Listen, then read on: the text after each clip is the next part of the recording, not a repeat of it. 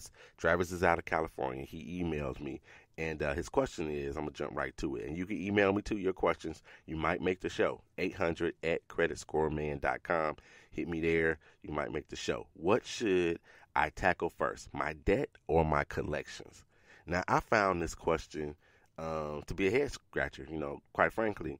I don't know if I've ever really thought about it in those terms. So thank you, Travis. Thank you for the challenge. I appreciate it. And after much deliberation, here's your answer: the debt. So the question was, what should I tackle first, my debt or my collections? And so my answer back to him is the debt. Now, why do I say the debt? The debt because getting rid of your debt, credit card debt mainly, getting rid of your debt not only helps your credit score, but it also impacts your personal monthly budget. Zero or low debt gives you the opportunity to start an emergency fund, for example, increase the amount of money you put in your 401k contributions. Maybe it helps you afford that camp for your kids because you've gotten rid of that debt.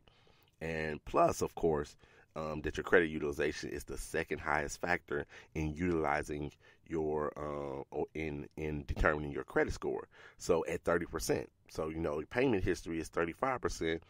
30% of your credit score is made up of what's your debt utilization or your credit utilization. So that 30% can help boost your score. It's one of the things that you can actively help or hurt. You go out and charge a bunch of stuff, you make your credit utilization go up, then your score is going to go down.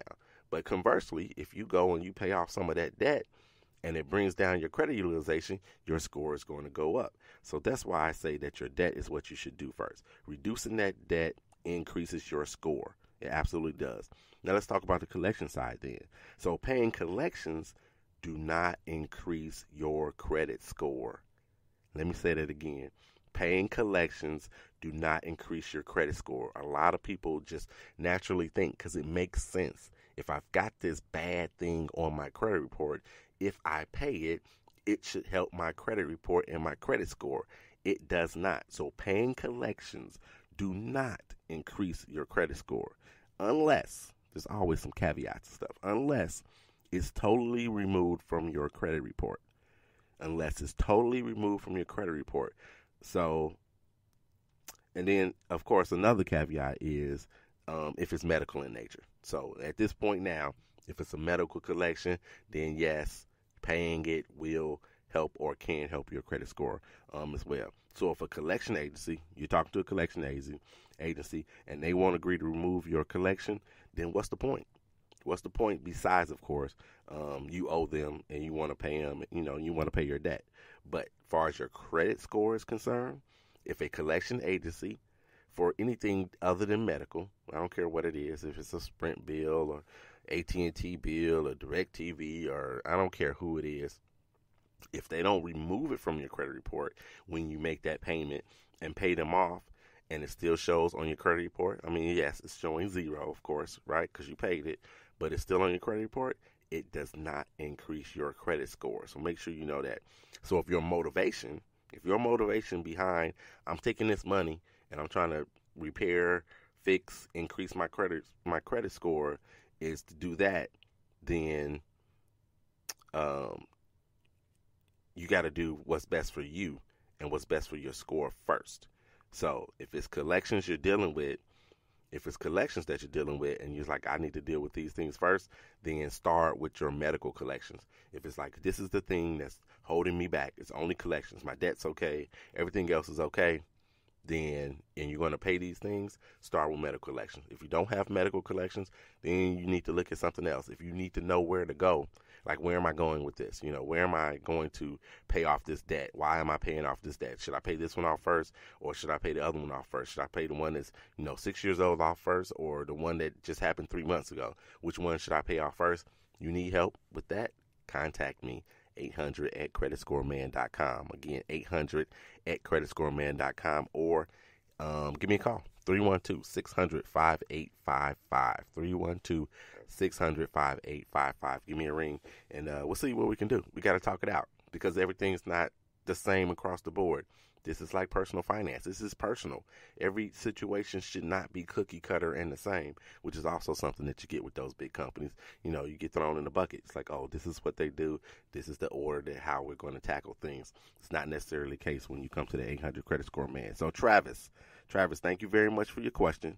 What should I tackle first, my debt or my collections? Thank you so very much. And the answer, of course, is your debt. So thank you, Travis, for contacting me. You are officially a part of the 800 Credit Score Man Show family. All right, folks. So I did all my shout outs so I can finish out the show talking about ExperianBoost and give you the rest of some things that you need to do to start with your credit report and your credit score. All right. So now, ExperianBoost. Yes, that's BOOST. Now, ExperianBoost can give you 20 points or more as well. So, talked about it, UltraFICO, they can give you 40 points, right? So, ExperianBoost can actually give you 20 points. So, if you add those two things up, let's say you get all the points. Like I said, we're going to give you all the points today. So, you're going to get 40 points from one and 20 points for the other. So with ExperianBoost, which is actually available right now. So if you want to do ExperianBoost, it's available right now. You go to www.experian.com/boost, BOOST.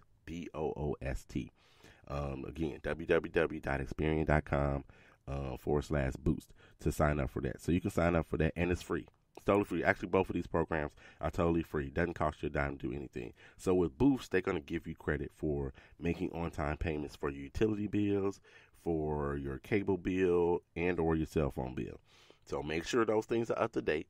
And if you're going to pay those on a monthly basis, you're going to pay them every month, then this is a good thing for you. Maybe you can get an additional 20 points added to your credit report by just doing this. And you can cancel at any time. So if you find yourself behind the 8 ball and you're not going to be able to get this done, you're not going to be able to make the payment, something happens, you're a federal employee, government shuts down on you, you're not going to be able to make that cable bill, it's going to get turned off, whatever it is, you can cancel at any time. So make sure that you do that if it's going to hurt you. The whole point of these things for you is to make sure you help your credit score. So don't do anything at all that's going to be detrimental to your credit score. So you're able to cancel these things at any time. So they also, in this particular program, want or need access to your bank account. So just like with UltraFICO. So UltraFICO, they need your bank account. They're looking at it. Since they're in there anyway, you might as well sign up for ExperianBoost if you're going to be making those payments on time. A third party will report your payments, and if they're on time, this will absolutely boost your credit score. So let's add these together. Let's go ahead and add these together and get out of here. So you got 40 points for UltraFICO. You got 20 points for Experian. That's 60 points. Now, I told you before that 40 points was a big deal, right? That's a lot of points, especially since it only takes 50, like I mentioned before, to move from one category to the other. So these programs are designed to help people with lower scores. Technically, they're designed to help people with lower scores. They're going to get the most points. So if I'm saying we're going to give you all the points today, 40 and 20, if you got a lower score, technically this is what these programs are for. They're going to help you boost your credit score. Or if you have a very thin profile, you only have a couple accounts on there, you haven't had a whole bunch of credit at all, that's what these programs are really going to help more than others. So that doesn't mean you don't get any points for it. So if you sign up for UltraFICO and you already have a 700, that doesn't mean that you won't get, 10 points or 20 points. I don't know. But you will get some points for it too for signing up. But you do have a good score if you're at 700. You've got a good score. You're right there. So in our example, you have additional 60 points to add to your credit score. If you have 590, let's say you got a 590 credit score, and then you go ahead and you add these 60 points. You've gone from bad credit, because anything under 600 is bad, right? You've gone from bad credit, you bypass poor credit, and you've landed in fair. Now, that's a big deal. That's a big deal for you to land in fair, to skip that one and get 60 points, all by signing up for these two programs. All you did was sign up for these programs. And again, it's only on Experian, but you can continue to work at the same time. You can continue to work on what's going on with your TransUnion and Equifax. You can continue to work on them. They're separate companies. They're all different companies, you guys. So you can do what you traditionally would have done as far as paying off debt and make sure your accounts are up to date and all of those things for TransUnion and Equifax, because they're just three totally different companies, right? So you'll get to gain more points with the Experian, but still, that's going to be good for you. So if you happen to go into a place, you're trying to buy a car, and the bank that they call uses Experian, that's going to be good for you because your credit score is going to be higher there, which is going to increase the chances that you're going to be approved, and even at a better interest rate as well. So make sure that you know that it's only on this particular one. I just want to keep reiterating that so you're not calling me saying, hey, man, my Experian is cool, but what's going on with my Equifax and my TransUnion? Is because this only happens with them. So what does this actually mean for you? So in our example, you went from 590 to 650, or you went from bad credit to fair credit, just like that. So can you finance a car at 590? Yep, absolutely. You can finance a car at 590, but it's going to cost you. It could be an interest rate upwards of 20%. 20% or more could be your interest rate. And it's going to be with the company that approves you and gives you a 23% interest rate. That company plays hardball all the time with collections and everything. I swear, if you are a day late, they're going to be giving you a call. If you're a day late, like your payment is due today by 5 o'clock and they didn't get their payment, they might call you at 7 o'clock. Those companies, that's what they do. So they play hardball.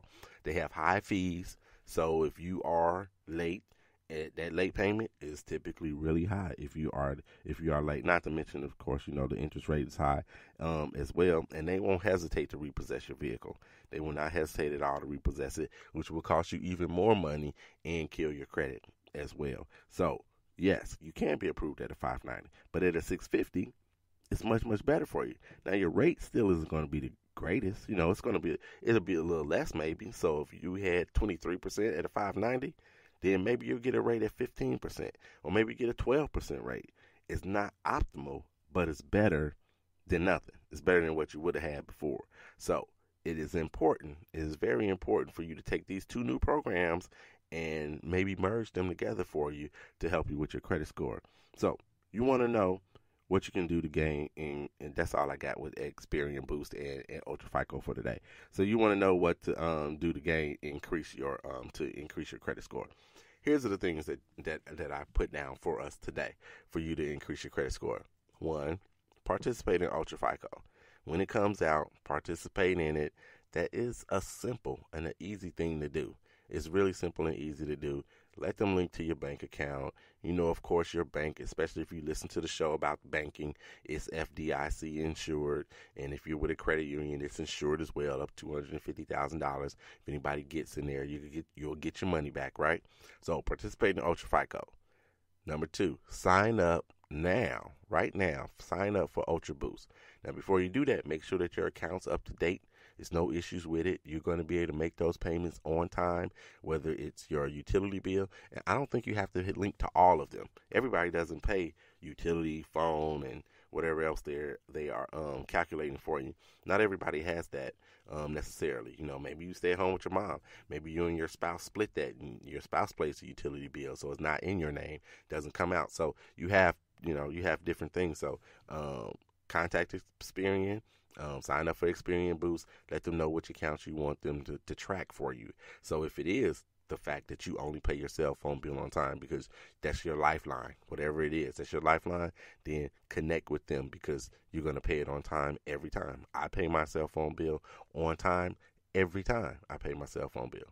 I think I pay it on time all the time. So ExperianBoost. So 1, sign up for UltraFICO. 2, ExperianBoost. Sign up for them. 3, add your rent. We haven't talked about this in a long time. Add your rent to your credit report. Yes, a lot of you are out there renting. You want to buy a home. Most of the people that contact me to get their credit repaired, to get their credit restored, they want to buy a home eventually. It could be 6 months, could be 9 months, could be next year, but they want to buy a home. And that's the reason they want to get their credit together. So while you are renting, then have it added to your credit report. You're going to pay that every month because renters, landlords don't play either. By day 5 and you're late, not only do you get the late fee, but you start getting the notices and the phone calls and all that other stuff. And if you're in like a huge apartment complex, they don't play.